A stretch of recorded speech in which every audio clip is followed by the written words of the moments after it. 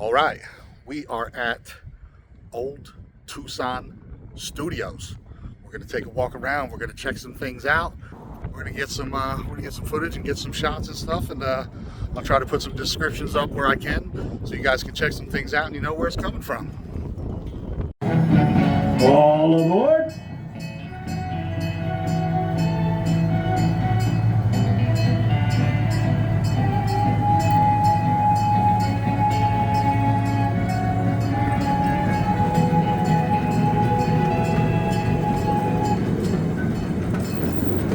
In the mid-1800s, the first Western American railway line was completed, and transportation in the U.S. would be forever changed. Railroad systems kept moving further and further west, and soon took over as the key form of transportation. It was important to be able to move people, food, animals, goods, and equipment between towns, and never had there been a better way to do it than trains.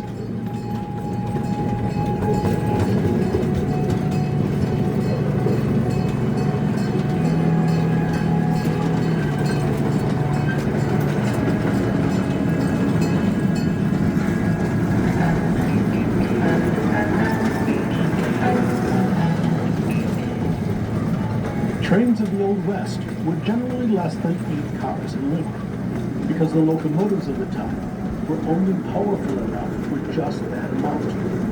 On many of the trains, the first car would be a railway express car, the UPS or FedEx of that time. Those cars were complete with armed guards to protect the post. Next would be a baggage car. Sometimes the baggage car would consist of 2 sections, half baggage and the other half passengers. This was known as a combine car. In these days, passengers would stop off at a station to grab food for the next leg of their journey before reboarding the train.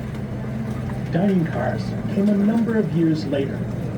The rest of the train might be made up of coaches for passengers, cars for general freight, and sometimes a parlor car or private car on the end for more wealthy passengers or VIPs.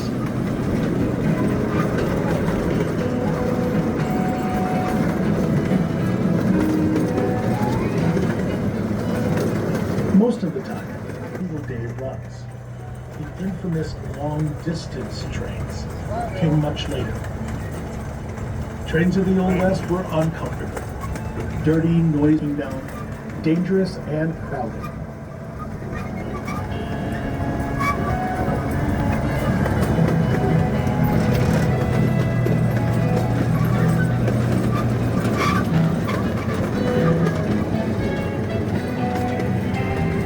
The trains were slow. They were steam powered, and the steam was generated by burning wood or coal. Because of this, it made for a dirty ride, with passengers getting covered in cinders and soot. Of course, they could just close the windows, but they didn't have air conditioning in those days either. So, it was a choice between getting extremely overheated or dirty. Most welcomed the dirt.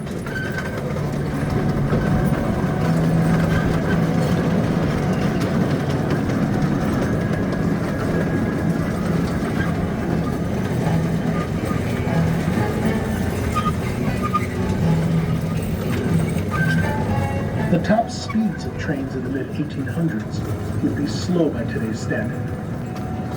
On top of that, they needed to stop regularly to refill their fuel and water, so the trips were slow and tiring. By the turn of the century, though, trains were going faster and faster, and with the advent of the Pullman sleeping car, it would have been much more comfortable. Trains put the nation in motion. In the so-called Wild West, they allowed people and freight to move across vast distances between towns astonishingly fast compared to stagecoach or horseback, and the fare was relatively inexpensive. Over time, trains, like most everything, became safer, more comfortable, and efficient. In short, they reflected their times.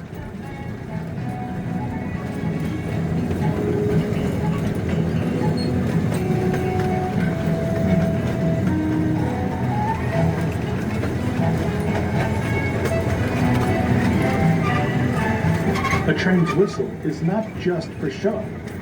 A train whistle is an important communication tool. There is an entire coded language for whistle signals. Employees of the railroad would know all specific meanings of the whistle signals, even though, to the untrained ear, it's just a warning sound. When a train is leaving a station, it has a specific pattern of whistling to say it's leaving. When a train approaches a road that crosses the track, the train whistle has another sequence of whistles, alerting travelers on the road.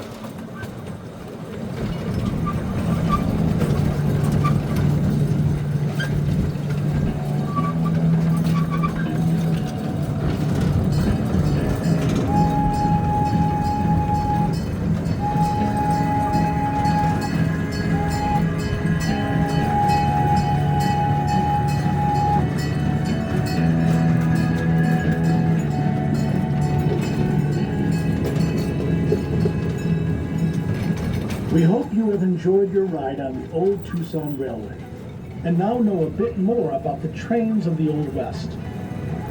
Please wait until the train comes to a full stop to stand or disembark. Take all items and trash with you as you exit the train.